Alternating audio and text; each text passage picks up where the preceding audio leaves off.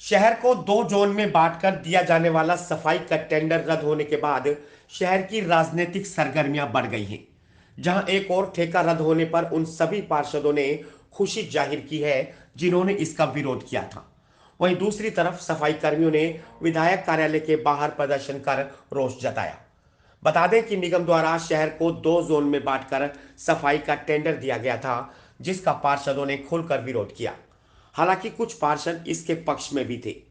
पार्षद अश्वनी ढींगरा का कहना था कि सफाई का ठेका वार्ड के हिसाब से होना चाहिए, क्योंकि जनता के सामने पार्षदों की जवाबदेही तय है। ये काम था मेयर का, जो आज एमसीए को करने पड़ रहे हैं काम, क्योंकि मेयर और सीनियर डिप्टी मेयर हो ये कुछ नहीं बोलते। अब जब एमसी थे तब तो बोलते थे ये, जब ये ऊपर बैठ गए ये भी नहीं बोलते। अब ये काम इनके थे। जब इन्होंने अगर टेंडर करने भी थे, ये कुछ था, एमसी को बुला के मीटिंग, इन्होंने मीटिंग भी कैंसिल करी, इसीलिए करी कि वहां पे रोड़ा पड़ेगा जी।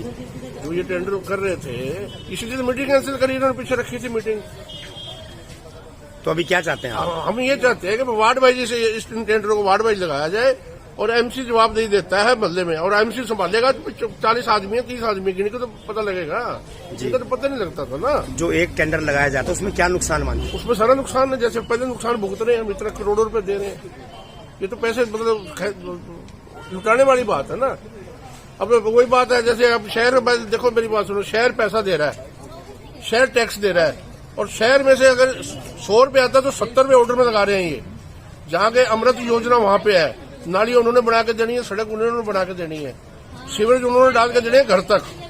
कुछ पार्षद भी हक में है टेंडर के, क्या कहना चाहिए? कोई भी हक में 4-5 बता तो रहा, मैं पहले बता दिया आपको, 4-5 है वो, ठीक है, उसके हक में रहेंगे।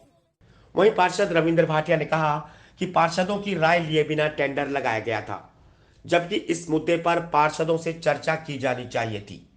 उन्होंने बताया कि शहर से पैसा इकट्ठा करके सफाई कंपनी को दिया जा रहा था, जिसके विरोध में पार्षदों द्वारा आवाज उठाई गई है। ऐसा है, शहर की सफाई व्यवस्था के लिए सभी पार्षद चिंतित हैं और चाहते हैं शहर में सफाई व्यवस्था अच्छी हो, परंतु अधिकारीगणों ने यह टेंडर लगा दिया गया, पार्षदों से इस विषय पर कोई सलाह नहीं हुई।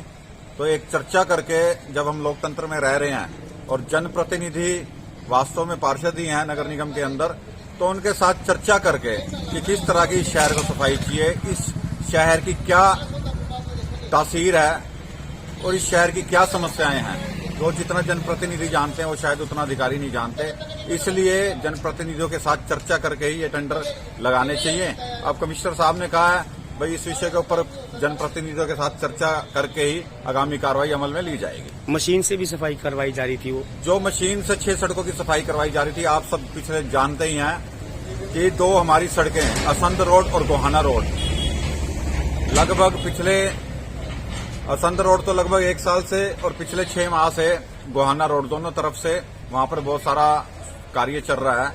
तो वहां पर तो वो मशीन काम आ नहीं रही थी, लेकिन नगर का पैसा, करदाताओं का पैसा उस कंपनी को दिया जा रहा था। उसके विरोध में सभी पार्षदों ने आवाज उठाई, हमारे माननीय सांसदगण, माननीय विधायकगण सभी ने आवाज उठाई। इस करके आज इस टेंडर को रद्द किया गया है। इससे शहर के अंदर एक संदेश गया है कि पानीपत नगर निगम के जनप्रतिनिधि जनता के करदाताओं को पैसों का मिसयूज नहीं होने देंगे। टेंडर के मुद्दे पर कुछ पार्षदों की राय भी एकमत नहीं नजर आ रही।